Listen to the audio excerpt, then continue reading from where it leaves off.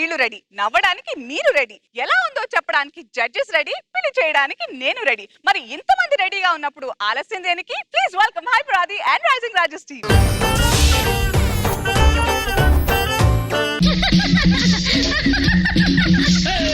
నవ్వింది మల్లె చెండు, నచ్చింది గర్ల్ ఫ్రెండ్, దొరికెనా మజాగా ఛాన్స్, జరుపుకో భలే రొమాన్స్, ఎర్రెక సకమిక నీ ముద్దు తీరేదాకా. నవ్వింది మల్లె చెండు, నచ్చింది గర్ల్ ఫ్రెండ్, దొరికెనా మజాగా ఛాన్స్, జరుపుకో భలే రొమాన్స్. అమ్మాయి చుట్టూ కుక్క పిల్లలాగా ఎగురుతున్నారు. I love you Anasuya.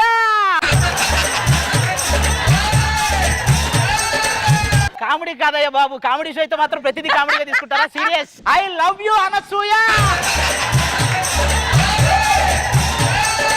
ఎందుకు అవి కూడా వేయండి, డియో సైదులు ఉచ్చు బొచ్చు అనే యాత్రకు అవి కూడా వేయండి. వాళ్ళ ఆయన వస్తే నీకు వచ్చు వచ్చు.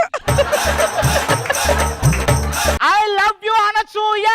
ఆపరా ఆపరా ఆపరా ఆపరా ఆపరా, అంతకు మించి ఒక్క మాట ఎక్కువ మాట్లాడితే నీ నాలుక చీరేస్తా. ఈ డైలాగ్ పెదరాయుడు చెప్పినట్లేదు, డైరెక్ట్ గా వాళ్ళ ఆయన భరద్వాజ్ చెప్పినట్టే ఉంది. యాక్చువల్ గా ఇలాంటి గర్ల్ ఫ్రెండ్ ఉంటే ఇంత హుషారుగా పాటేసుకుని రావాలనుకున్నా, కానీ నాకున్న గర్ల్ ఫ్రెండ్ కి ఏ పాట వేయాలో మీరే చెప్పండి. స్వప్నాల వెంట స్వర్గాల వేట, రాత్రంతా నా కళ్ళ నువ్వే, నేనేమో ఆది ఆది ఆది అనుకుంటా పడుకున్నాను తెలుసా. రాత్రి నా కళ్ళ కూడా నువ్వే ఆంజనేయ ఆంజనేయ ఆంజనేయ అంటూ పడుకున్నా.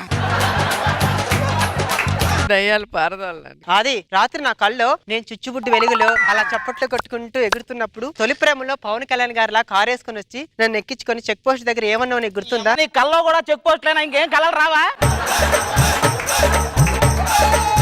అసలు నా గురించి నీ పట్టించుకోవట్లేదు. ఏం పట్టించుకోవట్లేదా? రాత్రి నేను మా ఇంటికి పోతుంటే నలుగురు ఆకతాయిలు నా మీద అగాత్యం చెప్పారు. నీ మీద కూడా అఘాయిత్యం చేశారంటే వాడి కరువుకి ఫిలిం పేరు, వాడి కకృతికి వాడి సాహసానికి సైమా అవార్డులు ఇవ్వాలి.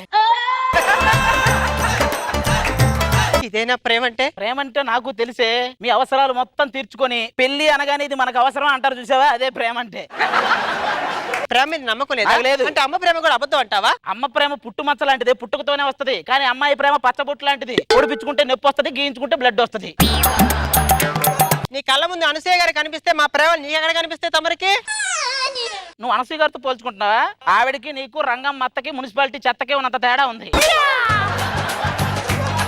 నా మీద నీకు ప్రేమ ఉందా లేదా? ఈ ఆడవాళ్ళకి అన్ని అనుమానాలే. ఆ మేఘనా కూడా అంతే, గంటకోసారి ఇలాగే అడుగుతుంటది. మేఘనా? శివరా మేఘనా ఎప్పుడు కలిశారు? అసలు ఏం జరుగుతుంది ఇక్కడ? నువ్వు ప్రతిపక్షం లాగా ఎన్ని ప్రశ్నలు అడిగినా అది ఒకటే ఆన్సర్.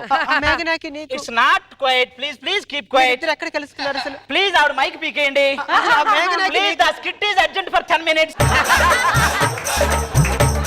ఏదో జోక్ అన్నానే, దానికి ఎందుకు నువ్వు ఇలా చేస్తా చెప్పు? సరే గానీ జాబ్ పోయిందన్నా, ఆ జాబ్ గురించి ఫ్రెండ్స్ తో మాట్లాడుతున్నా. ఈ రోజుల్లో జాబ్ పోతే పట్టించుకున్నాడు ఎవడున్నాడే? అదే వాట్సాప్ గ్రూప్ లో నుంచి ఎగ్జిట్ అయితే చాలు. మామ ఓకేగా, అంతా బానే ఉన్నావుగా? ఇలాంటి వాళ్ళు ఉన్నారు. మనం ఏం చేస్తాం జాబ్కి? ఇవన్నీ కాదే, మన ఇద్దరం పెళ్లి చేసుకుందాం. అది ఏం మాట్లాడుతున్నావు? నాకంటే ఒక ఫ్యామిలీ ఉంది, వాళ్ళ కష్టాల్లో ఉన్నారు. శాంతి, నీ ఫ్యామిలీ నా ఫ్యామిలీ కాదా? నేను సెట్ చేస్తా. నిజమా? కానీ నీతో ఒక చిన్న మాట చెప్పాలి. ఇదిగో శాంతి, ఈ రోజు నుంచి నీ ఫ్యామిలీ నేను ఇదిగో శాంతి, ఈ రోజు నుంచి నీ ఫ్యామిలీని నేను సెట్ చేసుకుంటూ పోతా. ఇలాంటి చిన్న విషయాలు పట్టించుకోను. పద, నేను వస్తా.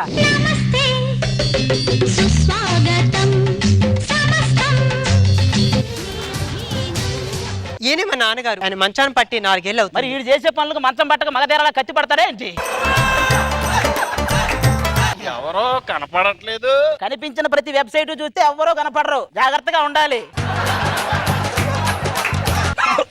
అయ్యో, మాటలు వేసుకోండి. మింగండి నాన్నగారు, మింగండి. ఆయనకు మింగటం తెలుసు.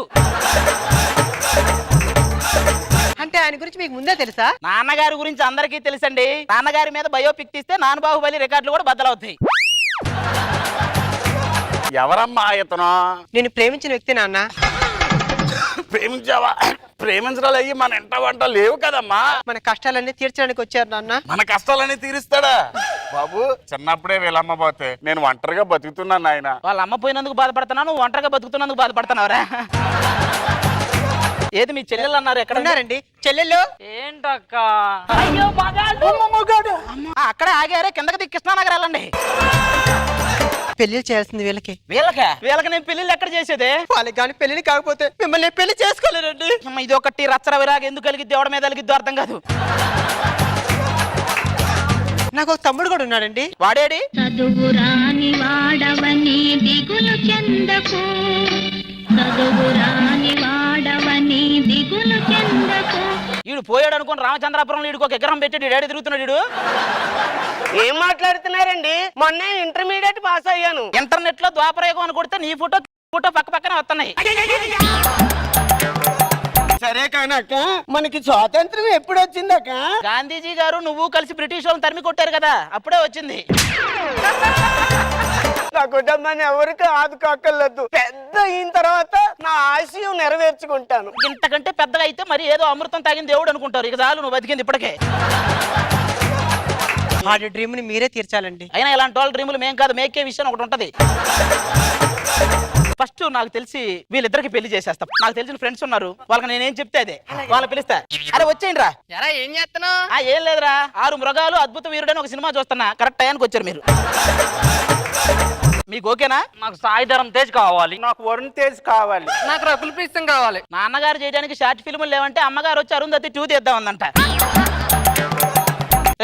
వాళ్ళు చేసేసుకుని నేను చెప్తాను కదా, పెళ్లి అయితే నా కష్టాలు తీరిపోతాయి అంటారా? ఇది ఒకటి పెళ్లి అంటేనే కష్టాలని తెలియదు అనుకుంటా. నీలాంటి నాస్తిక సంఘానికి ప్రెసిడెంట్ అయితే కొండకొచ్చి దేవుణ్ణి మొక్కుంటానన్నాడంట. సరేలేరా, జీవితంలో కష్టాలు సుఖాలు ఉంటాయి. ఇదంతా ఒక లైఫ్ సైకిల్. అంతే. లైఫ్ సైకిల్ అంటే ఏంటండి? ఏం లేదని ఇప్పుడు మనం సైకిల్ తొక్కడం స్టార్ట్ చేస్తాం, అది దొక్కలేక బైక్ ఎక్కుతాం, అది గాల కారులో కూర్చుంటాం, కూర్చొని పొట్ట పెరిగి జిమ్కి వెళ్తాం, మళ్ళీ సైకిల్ ఎత్తాడు. ఇదే లైఫ్ సైకిల్. అలా మార్చేసుకోండి.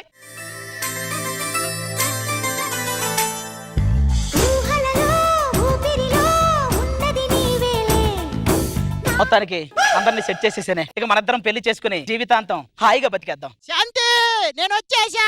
ఈడెవడు? ఇంటి బాధ్యతలు మోయలేక కాశీకి వెళ్ళిపోయిన నా మొదటి మొగుడు. ఏంటి మొగుడా? నాకు చెప్పలేదు. అప్పటి నుంచి నీకు చిన్న విషయం చెప్తా అంటే నువ్వు పట్టించుకున్నావా? ఏంటి ఇది చిన్న విషయమా?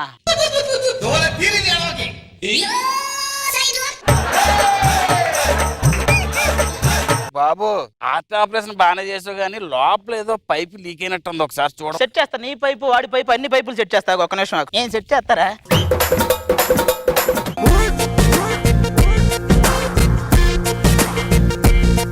సో జడ్జెస్ ఎలా అనిపించింది ఆదీస్ అండ్ టీమ్స్ కి? కుటుంబ బాధ్యతలు మోయాలని చాలా ప్రయత్నించాం. బాగుంది, ఫన్నీగా అనిపించింది. బాబు గారు బాగుంది, ఫుల్ ఎంటర్టైన్మెంట్. Thank you.